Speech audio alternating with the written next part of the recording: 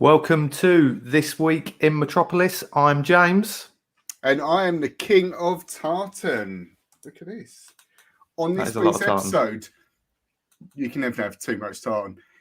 This week's episode, it's exciting because it is a question mark special. I know you all beg us for more question mark. We only have a little bit of question mark, but now we got a lot of question mark in this episode. He's brought questions. We're questioning him. Can't wait.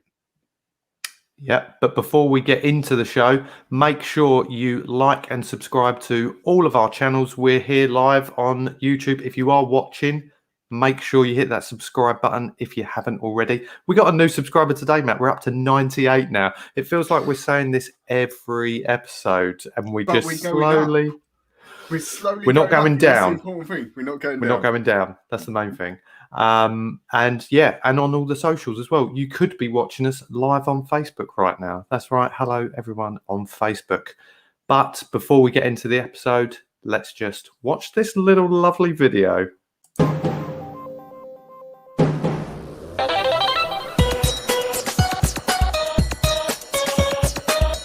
and welcome to This Week in Metropolis.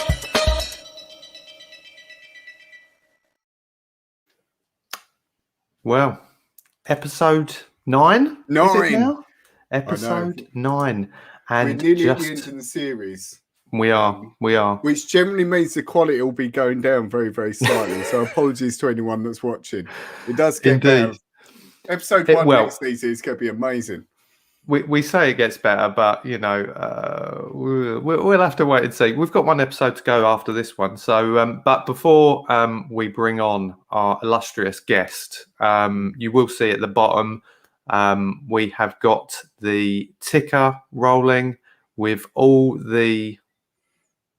Are you still there, Matt? You've frozen my end. Well, no, as long as... I mean, I don't know whether I've frozen, but it might just be my end. But nothing seems to be working. James's end is frozen, so I will take over. If you see at the bottom, all along the ticker, all of our social media, give us a follow, say hello, reach out, stay in touch. I believe I'm back in the room. And now we will bring in the one and only question mark. Mark, welcome to the show. Hi, hello. Thank you for having me. I feel privileged. I feel emotional. I just feel happy. Just feel happy to be here. As long as it's good emotions and not anything else. Don't go crying on us. You know, it's not crying with happiness, crying with joy. That's fine. It's not that kind of show. I also just wanted to say that I really do love that new intro you've got and the little jingle. I think it's good. I think it's good stuff. We would love to say we made it ourselves. Oh. I made a bit of it, but you know. You were involved in the process, at least. Yeah. I made the music. Exactly. Well, we're not just joined by Mark, because I can already see, excuse me, that we've got some people watching us live. Steve from SCW, what's happening, guys? Hope you're all well. I mean, I don't know how this is going to work. On the screen. Steve's Matt, putting can you see that? in already. Yeah. Stephen's putting questions in before we've even got to the questions. So we're packed. Steve's question is for everyone.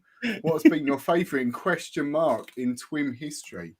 Jesus, that's to be honest, Steve, I can't remember what happened yesterday, let alone favourite marker. Any stick in your minds that I'm trying to think of some of them.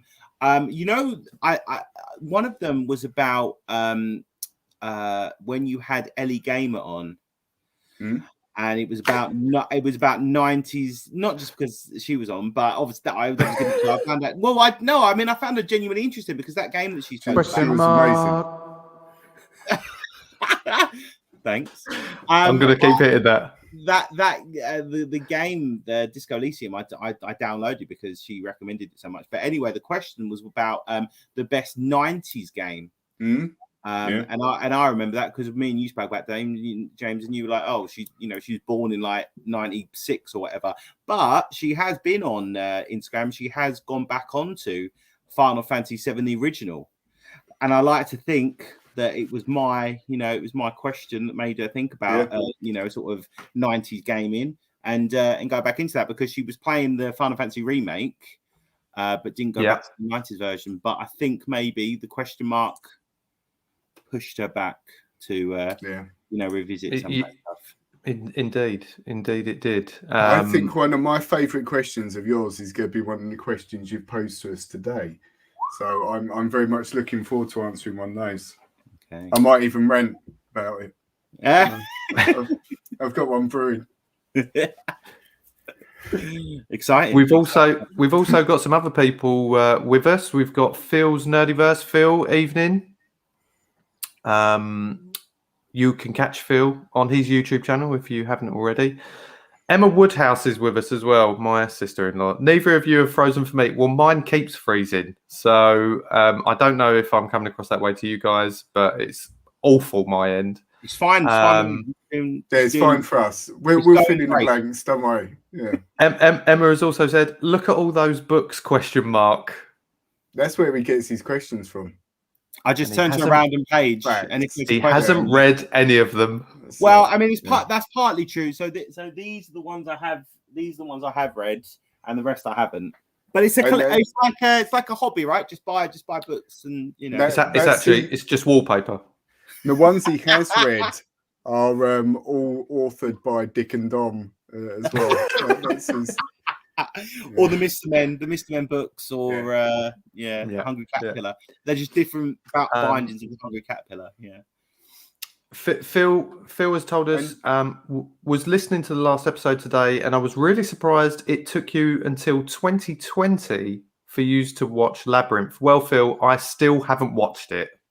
And I had watched it before. I think I probably saw it mid-2000s, so it wasn't, anywhere near when it came out. So it took me a little while to watch it, but it was a refresher. But yeah, James still hasn't watched it.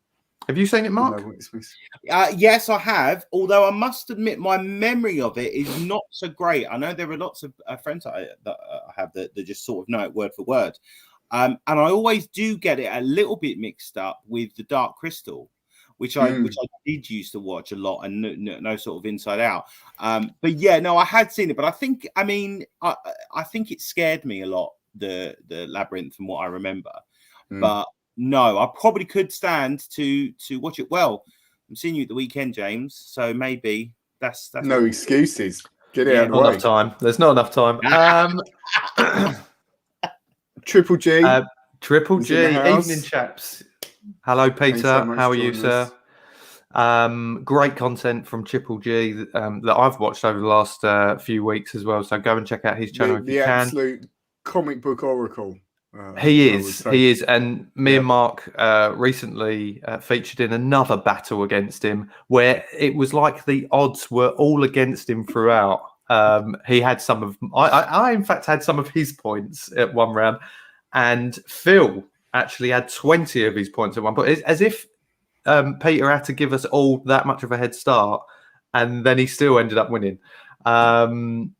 Anyway, Fiona Mills is here, one of mine and Matt's colleagues. Bless her heart. Hello, boys.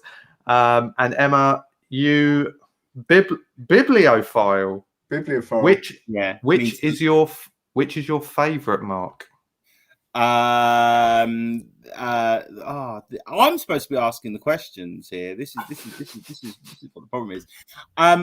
Well, my favorite book, that's a really difficult question, but my answer I always give is a book called Cloud Atlas, which is by a guy called David Mitchell, not the comedian. He's another guy, and they're really good. He wrote that book must be about 15 years ago, and subsequent books that he's written are all part of the same universe, so they're all different. They stretch all the way back. I recognize the name.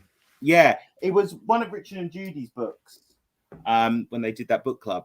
So he writes, they're all connected from like the Stone Age all the way to the future, and he has built like a big sort of mythos. And there's a big sort of like war coming that he talks about. Because he loved Lord of the Rings when he was growing up. And so he's writing his own sort of Lord of the Rings. But I don't think that was ever the intention. I think it's just grown, it's become very popular, and it's sort of grown. So so that's my answer. But it's hard. It's a difficult question. I've not read it for a long while, so maybe it's changed if I think about it properly. Have you got a favourite one, James? Favourite book? Look at that blank expression. I mean, a lot of the book. Mark will know this. A lot of the books that I enjoy tend to be biographies or autobiographies. I'd say. Yeah. And a lot of them again relate to football. So Pep Guardiola's in particular, before he became Man City manager, was a keen favourite of mine. If it was a fictional book, probably Yes Man is one of my favourites, which I have actually read. That's not fiction. Yeah, and that's not fiction because he actually did it. That's the guy who said yes to everything, wasn't it? Danny Wallace, yeah. Danny Wallace, that's it. Didn't Danny Wallace write it based on that, or did he actually do it? No, he did. He actually did it. Yeah, that was the whole concept of the book. He decided one day. Oh, I don't like that book anymore.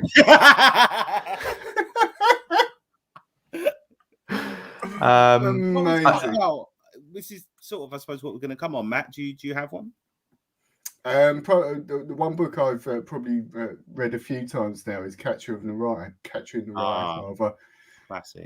J.D. Salinger, which I love. It's such an amazing story, and I love literature from that period. So yeah, and so I'm into beat poetry and stuff. Well, that was 50s, 60s, wasn't it? Yeah. I won't born them. And On the Road by Jack Kerouac. Awesome. Oh right. Yeah, that era. Absolutely love him. What's the who's the guy? All that I've seen the best minds of my generation destroyed. Who's that poet?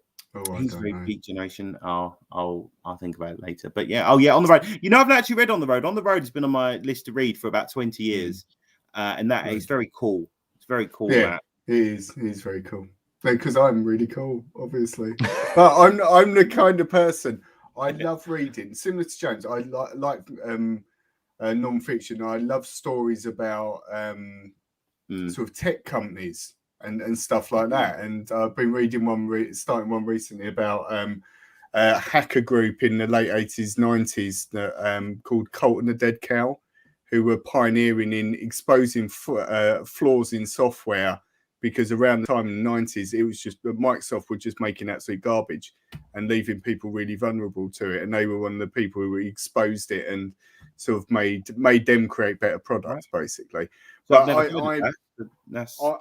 I'm terrible. I've probably got about 3 books on the go at the moment. I will start reading one. I started reading Permanent Record by Edward Snowden.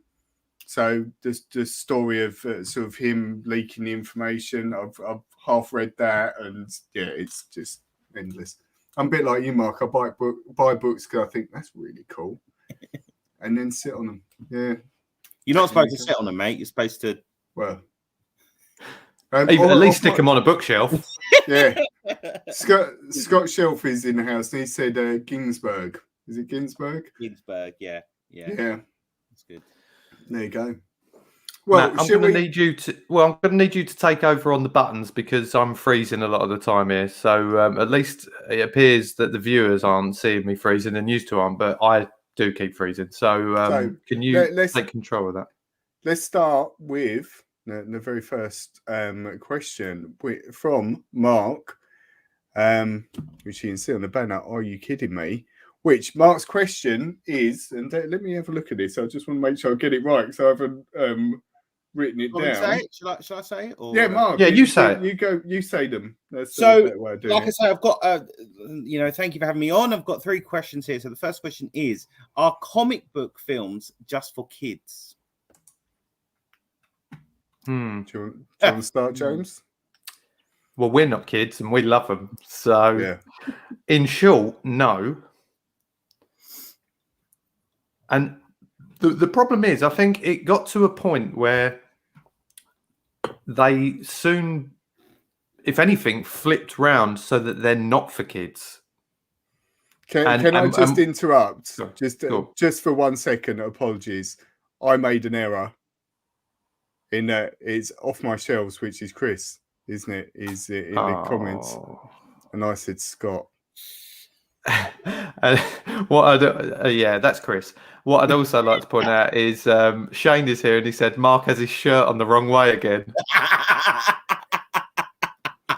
Well remembered. Well, there you go. It's well remembered.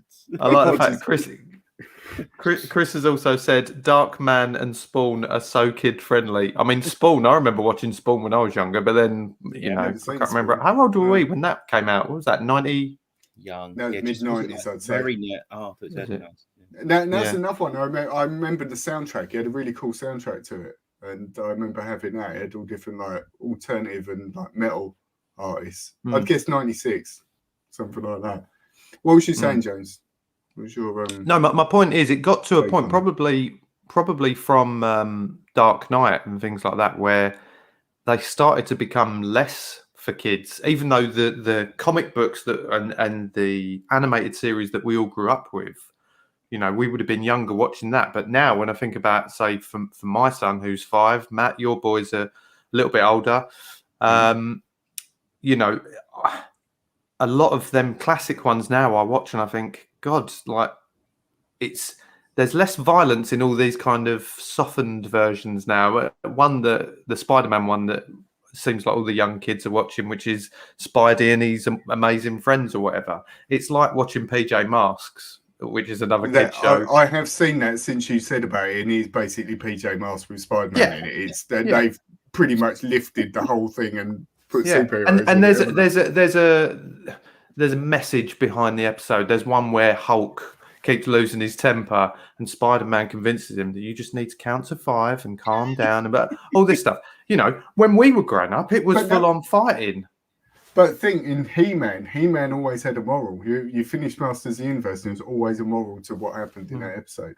So, but don't you think, Matt, with the movies, certainly Dark Knight, I think. I mean, the older Batman films as well. I remember them being a bit cartoony-ish, and with regards to what they are compared to Dark Knight. But now, when we go into the MCU, now that's all there's.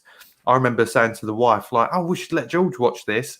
And then when we watched the first Iron Man, they were swearing in it, and I was like, "No, probably not." So my take on this is, I think the newer films, they're in a really weird place. Like modern superhero films, you can tell they're trying to make as much money as possible by having it as a 12A, and they produce it to that. So there's enough violence for adults. Like, it's just adult enough, and it's just soft enough for kids. But it's neither here nor there. And I find it does, being a parent, and this is purely speaking as a parent, there are lots of films that I think, certainly, like my oldest is 13 now. He's seen all the Marvel and stuff, but my youngest is 8, and I still wouldn't let him watch some of those films because they're too adult. And I think he's really missing out. I wish they would produce more films that almost like, I think I've said it quite a few times on this show, like the Fantastic Four films from like the early mid-2000s. I think they're great films. I enjoy them, and they're good, fun family films. My youngest has seen those, thoroughly enjoyed it. Whereas I feel he's cheated a bit. Like James said, you seem to have, if you're sort of an early teenager, you've got your pick and a bunch. You've got all of this stuff you can watch.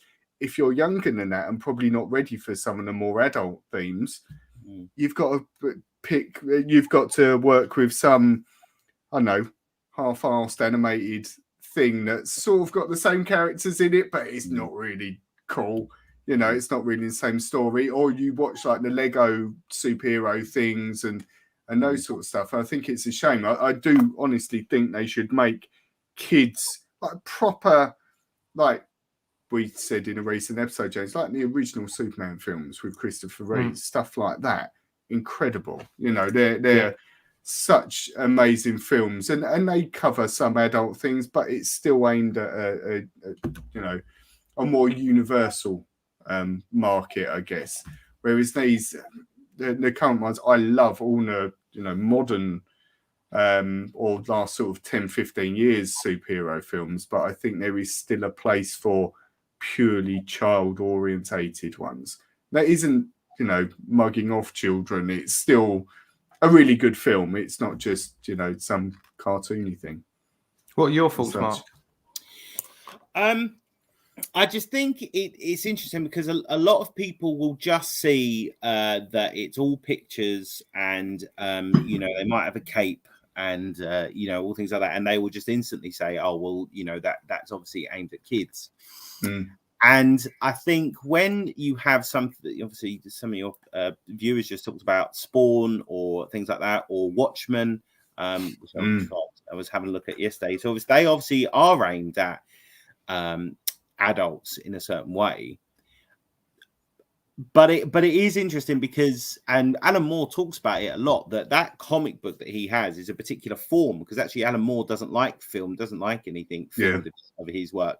So when he does that comic book or graphic novel, I actually don't think he likes the term graphic novel either. He's a very hard man to please, Alan Moore. Yeah, I don't feel like much.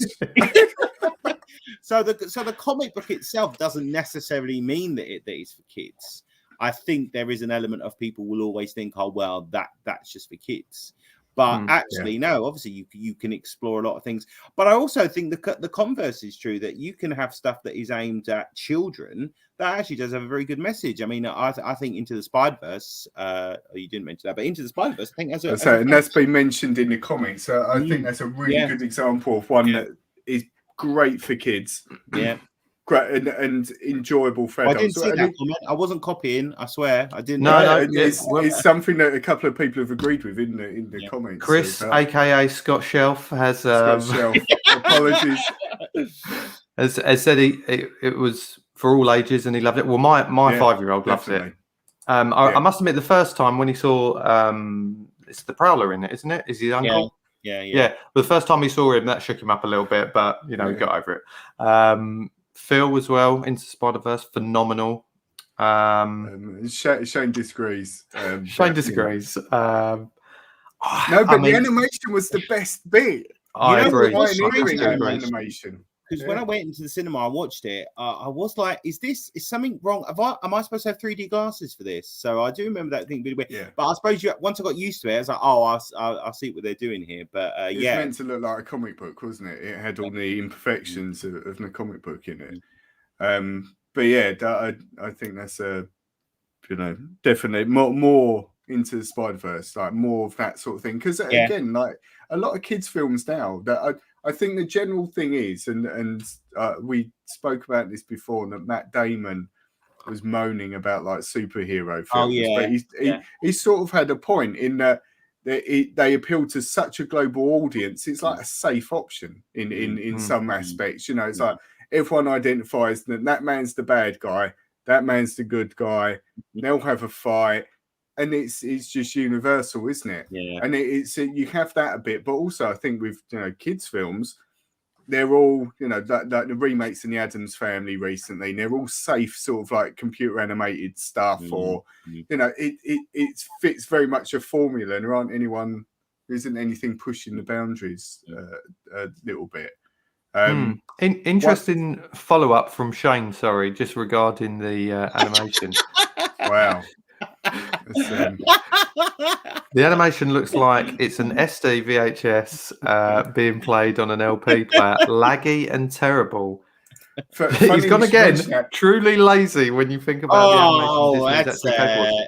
Disney didn't make it though. No, it's Sony, isn't it? Yeah. But I was going to say, Shane's description sums up James's internet to him today as well. I think it does. He can relate. Yeah, it does. Although I seem to have solved that problem, unless I'm still lagging your end. But no, you're fine. It seems to. I seem to have sorted it. Phil, he says Shane is so hard to please. And with regards to the Prowler, Chris has said my daughter was the same with the Prowler. It was stunningly animated and funny and wonderful. A second one is on the way too. Not too many Justice League sequels. That's what I would assume. JL. Coming so more. Jennifer Lopez. Could be. Yeah. So I mean, I'm really looking forward to it. And another one which inspired a film, which we've talked about as well, Matt, was what was the film that the artwork? Don't shake your head. It's What the were we one with the talking about? family Mitchell, versus no, Mitchell's versus the Machines. inspired That's by the artwork that's and the animation great style. film. Great film. Yeah. It is Definitely. incredible, and I'm sure a few of these guys have seen it. Yeah. But that leads on quite. Go on. Sorry, I just finish off that question very quickly because I think that the idea then is that, you know, even if comic book things might be more aimed at kids, that doesn't necessarily mean they've not got any value. You know, obviously, I think there's lots of sort of teen books and teen shows that actually have got value for everyone. So, it doesn't. Do you think this will, you know, when we look back over history, do you think this will be a period of time where we were dominated by all these different superhero films and then it slowly fades out? You know, like music goes in trends. Yeah. Do you think when we look back, or do you think this will be a pretty constant cycle now? I think you probably do get to a saturation point, don't you? I think you probably go, well, we have seen that story enough now. Yeah. And we had zombie films, if you think The Walking Dead came out, and then like everyone was making zombie films for a while, and that was the in thing, and that just slowly goes out in the public consciousness, doesn't it? And it does. Shane has said, Mark, Shane from Dawn of Comics, bear in mind we have all featured on the quiz, an awesome quiz, by the way. Go and check that out on YouTube. Shane has said, Mark, check your bloody Instagram messages. As I expected. Do you want to give an apology, Mark? Or I would like to publicly apologize. What I would like to say is I often go through cycles of deleting apps and social media. As today, I've deleted Twitter from my phone because of all the Spider-Man spoilers. So so I do go in cycles out. So yes, I publicly apologize. I will re-download it purely just to to look at that your messages. Indeed. Sorry. Shall we go to the next question? I was going to say, Mark, question 2, please. So, and it does lead on quite well. Is there a hierarchy in culture, but also should there be? So, obviously, some people value some bits of culture more highly than other. So, is there a hierarchy, do you think, and should there be? Mark, Matt, do you want to go first? I think there definitely is, but it's very much down to personal opinion, isn't it? You know, and for me, I'm an absolute snob with certain things, and I'll openly admit it. Like I will think reality television awful. Like I don't get Gogglebox, like those sort of things. Can't stand them. That I make James laugh when I go off on an absolute rant about Adele, Ed Sheeran. Or Ed Sheeran and stuff like that. Like mini rant, Adele. Like what sums up Adele for me is I was listening to the radio and they went, "Oh, it's really exciting. She's leaked her next song on an Amazon advert."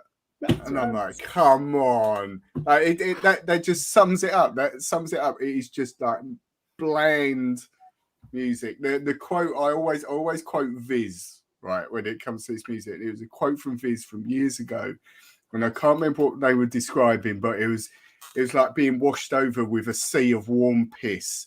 That is what I. That's what you feel with Adele. People enjoy that, Matt. Some people pay good money for that. Might. But like the overly commercialized, like Adele, what's his face, Ed Sheeran, and that. It is just. I feel like I'm being, I don't know, overly sold to. Whereas I'm so pleased I made that Matt's rants. Whereas I think, you know, without going on about all the good old days, I think I grew up in as a teenager through the 90s, where it was always like alternative culture was something that was being sort of valued, whether it be music or like these small subcultures of music like drum and bass and dance and rock, and that was all coming up. And you had filmmakers like Tarantino and Kevin Smith and all of these sort of people that were just doing their own thing, and they were doing what came natural to them. And I think a lot of culture now is overly commercialized, and I know it's like the punk in me. I sort of see certain things and think and have a moan. But it's important. On the other side, I do appreciate that some people, to some people, Adele is the best thing ever, and it's changed their life, and they have all these moments that they remember and think, wow, that took me through this bad period or whatever. James loves Fight Star. I might not like Fight Star, but it's important to him. Keep it Whereas I think they're a Deftones cover band. That's because I love the Deftones. In fact, it's Wow. Charlie, if you are listening, I love you. Ignore him. Ignore him. I love you. So each to their own. There is definitely a hierarchy, but I think it's down to the individual, isn't it, that sets what that hierarchy is. Like you said, some people, when you was explaining the question in more detail earlier, some people look at opera and think that's incredible. That's high art. That's the intellectual choice, or I think with art as well. Someone will look at one of the masters, oil paintings and that, and think that's the greatest thing ever. But why is that better than some rubbish that I've drawn and stuck on Instagram? Still art, Any of us can do it. There shouldn't be any rules to that. Chris has thrown his opinion. I think bland music does help introduce people to artists with more depth. I remember listening to Robbie Williams or Bon Jovi, and they talked about Oasis and Springsteen, so I listened to them. I think that's a great point. And the funny thing is, the funny thing is, and that there's artists, for example, one I've started listening to more frequently. I used to listen to the odd song, which were like big songs of theirs in the past, but I've started listening to like their albums now, which is Radiohead. And now I'm listening to Radiohead. I hear so many other bands that I grew up with liking. Muse, for example, is one of them. And even more, I can't think of any off the top of my head, but even more more current bands who I go, they sound like Radiohead. So, these kind of megastars from the 80s, early 90s or whatever, and going back even further, someone has each time has always liked something about them or whatever. So there's always a reference or some sort of link to that. It's a constant inspiration. Like, everyone, I can't remember what there's a phrase, but it's, everyone borrows. There's nothing original anymore. Everyone pinches bits from everyone else, and it just, it creates whatever the next thing is, doesn't it? Phil's come out of a blinder here, sorry. Is it okay where I listen to Lady Gaga a lot? She's just called us. She's a good example now, isn't it? She's someone who people will listen to and think, wow, she's really cool, and she's, which I think she's incredibly talented. Her music's not necessarily something I like, but I respect her as an artist. But then other people just see her dressed in meat or whatever and think, is that lunatic? So no. And again, this one links quite close to where I sit on a musical front, is what Shane's saying here. I can honestly say I don't know a single song from this decade.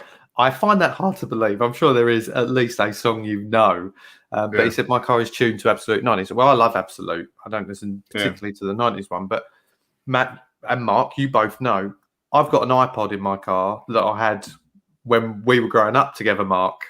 Yeah, and that is still got all the albums that I listen to: Limp Bizkit, Linkin Park, Good Charlotte, all them epic bands that we grew up listening to. Backstreet Boys. Yeah.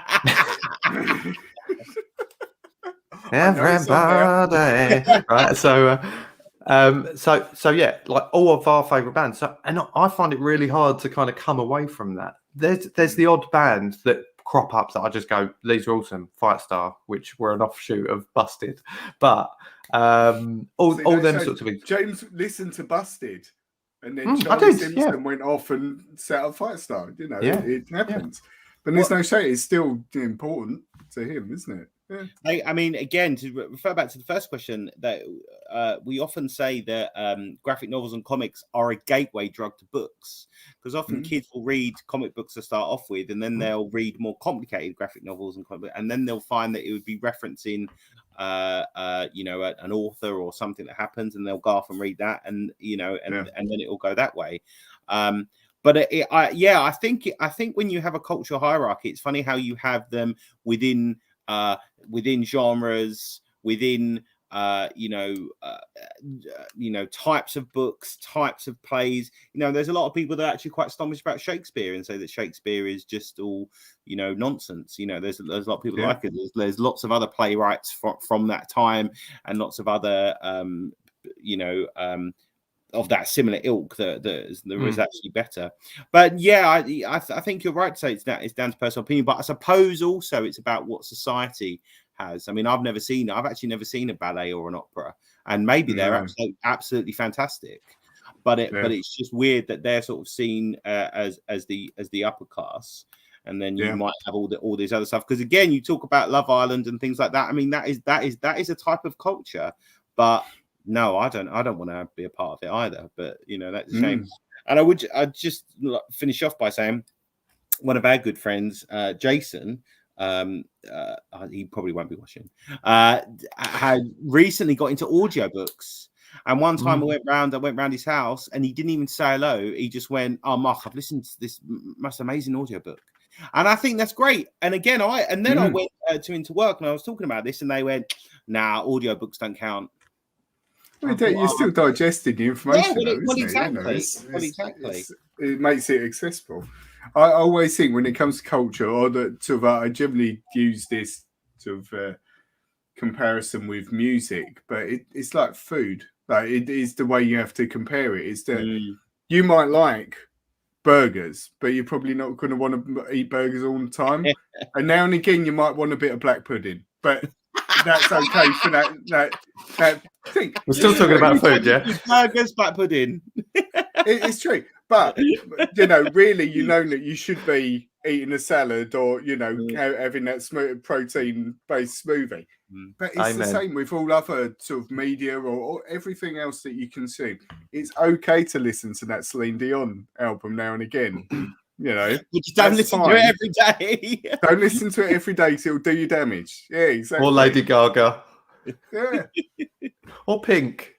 Hey, Pink was all right back in the day. I feel like Shane is here today, and I'm so grateful that he's here. But I feel like he's here for the controversial statements. Yeah. Oh, here we go. You've seen it, Matt. I have. But like the stupid people who think Banksy is art. But the good thing with Banksy, I think, is Banksy knows how much of a farce it is. If you've ever seen the exit at the gift shop, which was a documentary you did, which was completely poking fun at the art industry. Yeah. And what everyone should look up with Banksy, if you look up an artist called Blek Rat, Blek L-E Rat, was a French guy from the early 80s, was doing stencil work, and it was almost identical to Banksy's. And Banksy was directly influenced by him and pretty much copied his style. So like James said with Radiohead, it just continues. It's not anything necessarily new. When Banksy started, he was doing traditional like throw-ups, like tags and stuff. But yeah. Interesting. But even Damien Hirst, his sort of art is making as much money as possible from anything that he does. That's why he did that skull covered in diamonds. He's like, right, well, what is going to make me the most amount of money and get me the most amount of publicity? And it's not even necessarily what he makes; it's the process of this is now worth £10 million, 50 million. And I actually think it's probably the same process about NFTs. Not that I have any massive understanding of NFTs, but it's like the value that you ascribe to something just sort of snowballs exponentially. And the thing I find difficult with like Damien Hirst, I've said, I don't know whether you've ever seen his formaldehyde things in person. Yeah. So I can't remember the name of the thing, but it's a goat and it's got golden hooves. It's a ram with golden hooves. And I remember seeing that one at the Tate Modern, and it's incredible. When you see like the formaldehyde things up close, they are stunning, absolutely stunning to look at. But what doesn't sit right with him and Jeff Koons is another artist I absolutely love, but he does the same thing.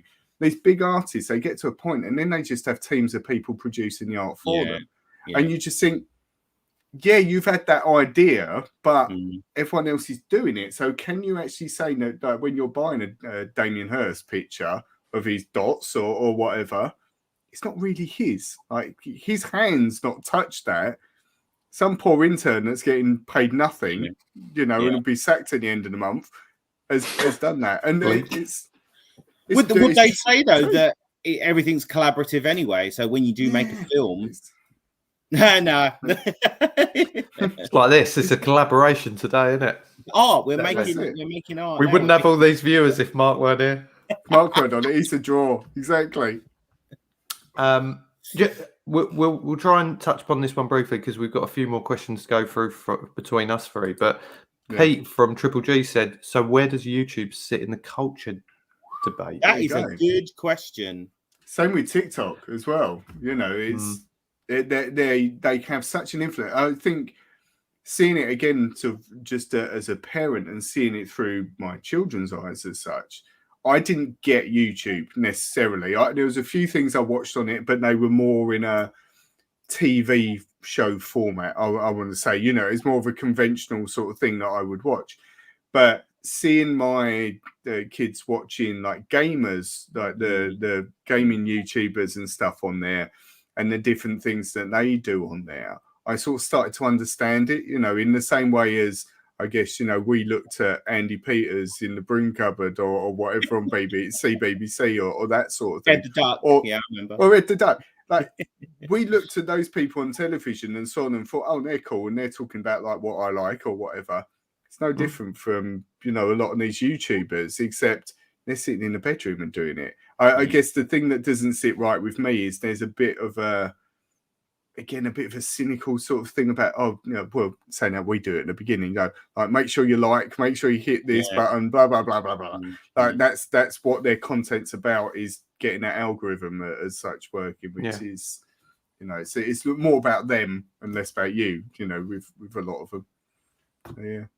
I mean, sorry, go on, Mark. Sorry. When I asked the year sevens what was their favorite TV show, like when they first came in, and they were like, "Oh no, YouTube."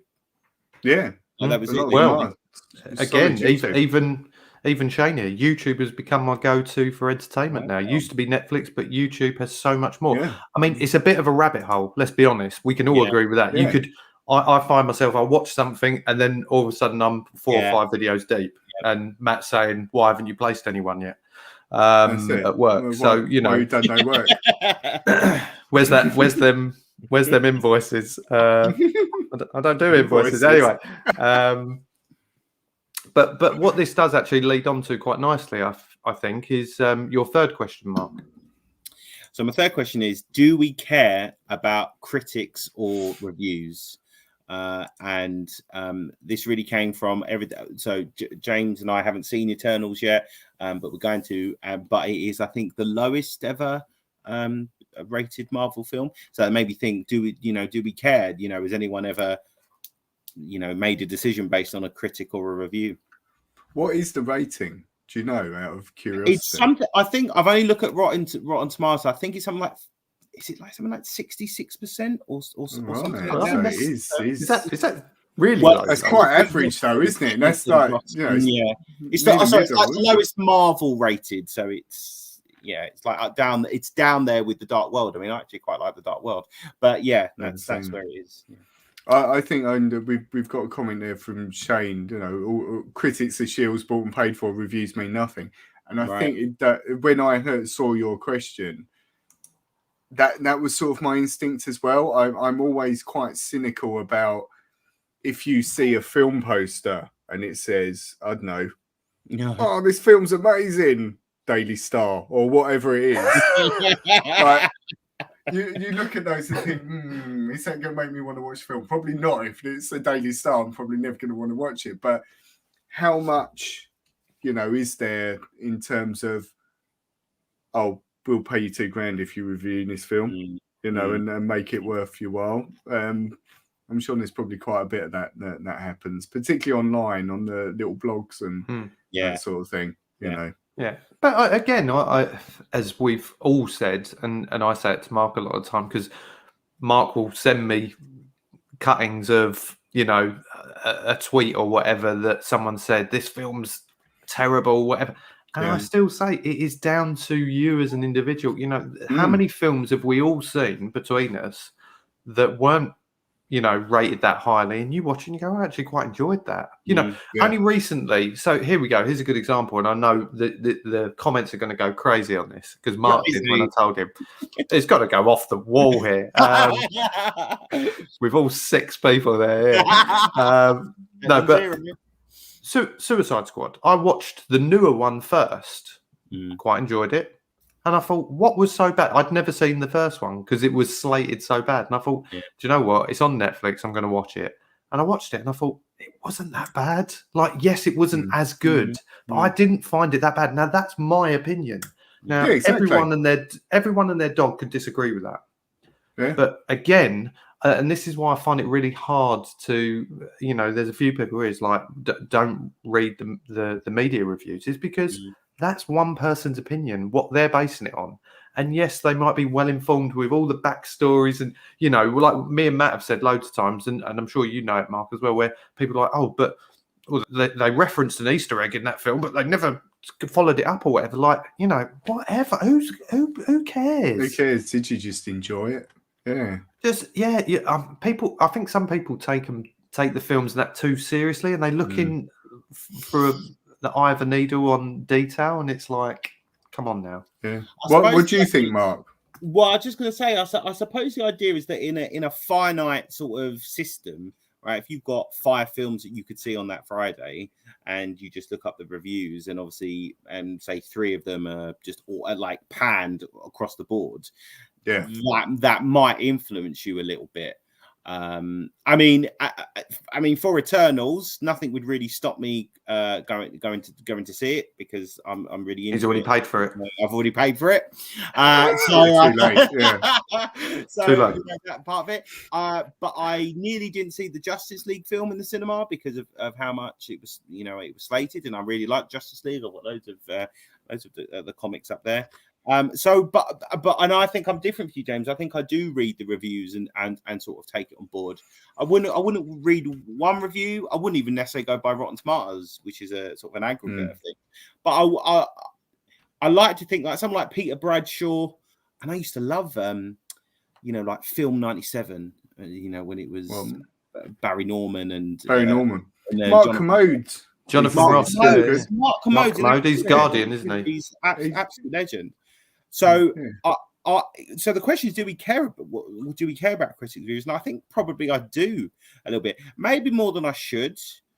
And when I read all the reviews for the original Suicide Squad, I did sort of agree with them. I thought, oh God, there's so many problems here. But on the opposite side, one of my favourite films is The Prestige. And that was not very well reviewed, and I didn't really want to see it. I just sort of randomly went with some friends, and I saw it, and it's one of my favorite films. So I've got that to watch actually because that was it's on the list for me as well. I've not watched that was one of Geek Ketchup. I think Kyle maybe said to me that was his favorite film by Christopher Nolan. I can't believe you've not seen it. I really thought you'd seen it. No, it's the magic one, isn't it? I'm actually angry that you've not seen it. Are you leaving? Yeah. Furious, right? Yeah. Okay. All right. I don't really want to. Again, it's and that ain't even down to a review or anything. That's just one that's passed me by, many films tended to. But again, it's you're saying that was panned, was it? Panned is a strong word. I think it wasn't like said, oh, this is the best film, that kind of thing. Average. They said it was average.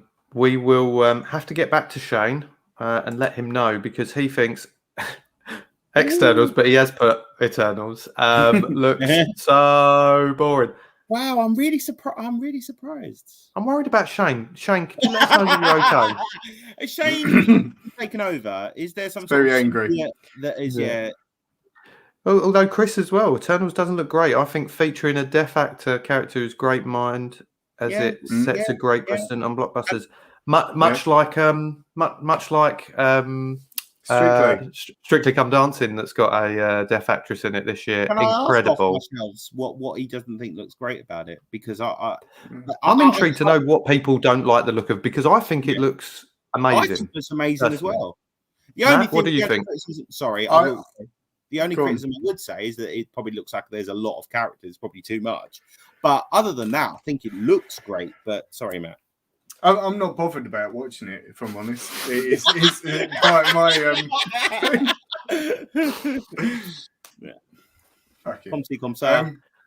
no, it's I guess that's the thing. You know, when you watch, I don't know, you'll watch a trailer and you'll identify with a particular character and think, oh, that looks cool. You've got so many of them. And I think I'm coming from it as well, from having watched Dune. And I thought that looked amazing. Yeah. And nothing happened in the whole film. Yeah, I knew this would trigger him. And look at the face. Matt! But for the listeners, you just need to watch YouTube. People have been saying how amazing it is, right? And yeah, artistically beautiful. Yeah, it absolutely stunning, brilliantly made film. I just felt I was watching, like, you know, sort of loads of people just talking about stuff, and you think, well, I don't know what that is, and blah blah blah. Just having a chat, and then like they'd go to this planet, and then Zendaya, who you saw in 90% of the trailer, would turn up a couple of times in the dream. Then at the end, she'd say right to Paul, and then they lined up the sequel. That was it. That was the film. That was the entire film. Your 1 sentence review for June should be Zendaya turns up and goes, all right, and then that's it. That was it. That was June. I mean, I couldn't disagree more. I do agree. It wasn't like a 5 best ever film for me, but I thought it was pretty amazing. So will you not see the second one now? No, probably not. I don't know. What I really want to watch is the original, like the original film adaptation of it. Whenever that came out, I remember it being pretty crap, but I was very young. Is it? Yeah, yeah. I've not really had any sort of insight into the story or anything. I think I want to watch the book. No, exactly. I've not read the book, so I was coming in it completely fresh, and just it was all right. You know, I watched it and fine, but no emotion. Just no emotion. It's just blank.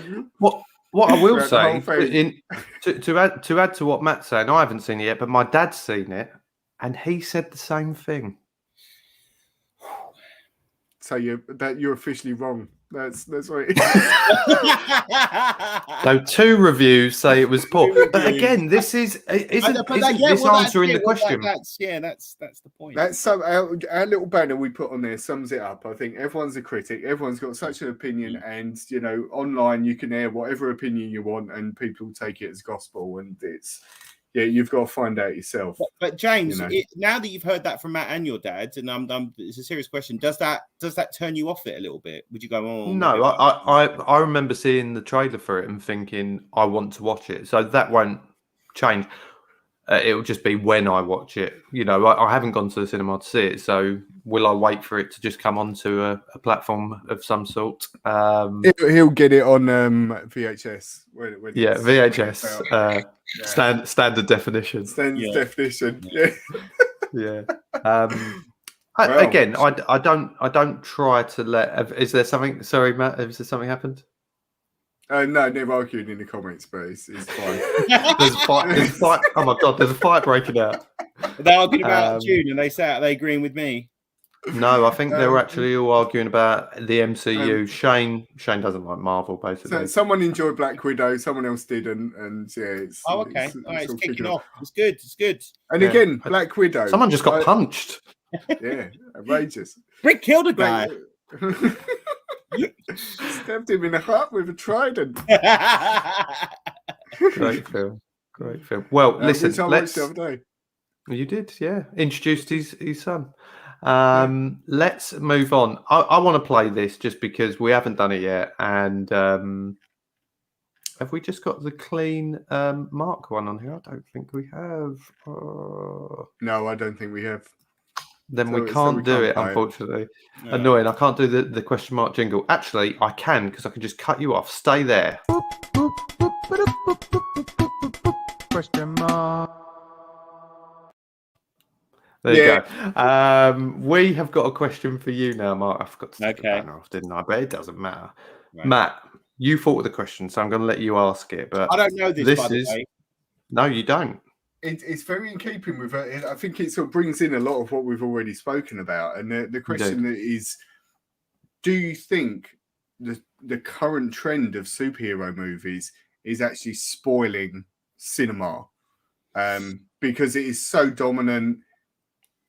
Pretty much the release schedule for so many in these studios now is that sort of film. Is there any room for, anything different? And in addition to what Matt's saying, when Matt said this to me earlier, and I said, it's a great question. When you think of you get, you look ahead to the year of movies that are coming out and you'll see a few, The Matrix is coming out. There's a new Ghostbusters coming out. Marvel released their own list of movies that are coming out for the next 10 years. Disney has about 2,000 a year, doesn't it, at the moment? It's madness. Oh. So my answer to this takes in, fun enough, what the director of Dune says. So the director of Dune, Denis Villeneuve, however you say his name, he came out just before Dune was released and said, all the Marvel films are very cut and paste. Right, so like you were quite rightly saying that there's a hero and a villain and all that kind of stuff. But that is true to a certain extent because every story is the same, right? There's only 6 stories in the world, really. Or, in fact, one of my favorite things, which I say to the kids at school, is there's actually only 2 stories: a person leaves the town, person arrives in town. And in fact, all the stories can be reduced. Isn't it what's it called, the traveler's story or something like that? What's the term? Fits into a lot of these films where it's like a learning journey when they go out and they're in an unfamiliar place and then they have to adapt and so on. Like the 6 basic plots, But in that context, I mean, obviously, I disagree because it all depends what's going on in those superhero stories. So Guardians of the Galaxy is a very different film to Black Panther. The Dark Knight is a very different film to the Fantastic Four, the original from the 90s. So I suppose if there are too many superhero films, I suppose it has to be stuff that is varied with varied characters. One of your commenters talk about the deaf superhero, which looks amazing. I've seen her on lots of things, signing and talking all about that, and that seems amazing. And as long as there are different types of stories being told, I think that's probably the most important thing, because I suppose in the same way that if you say, there are too many sci-fi films, sci-fi is a big area. A rom-com. But it's not all from the same umbrella, is it? Like Marvel are dominating essentially.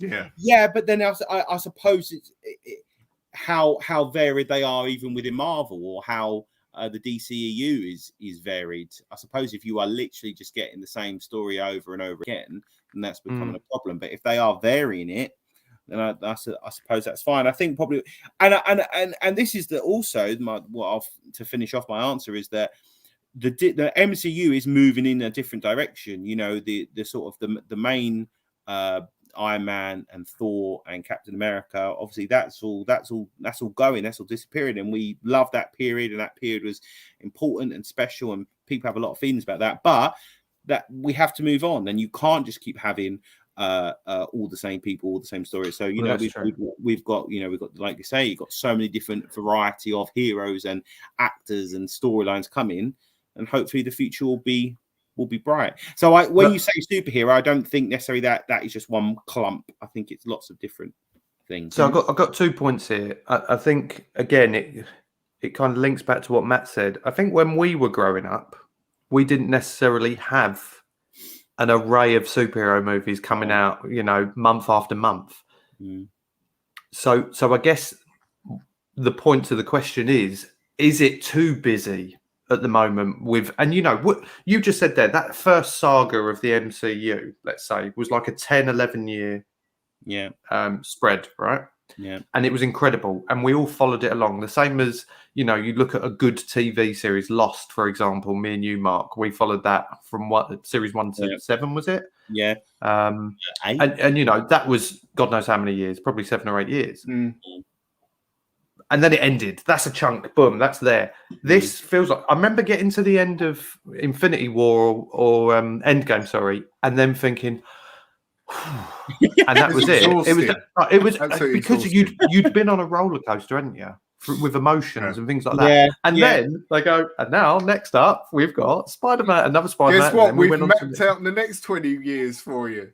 But then I suppose life does go on, right? So that there are more stories to tell. You know, the comic books have been going for, you know, some of them nearly 100 years now.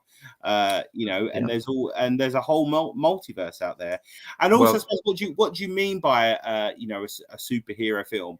So, you know, if there's a film about King Arthur, does that count as a, you know, as a superhero film? If there's is Star Wars a superhero film?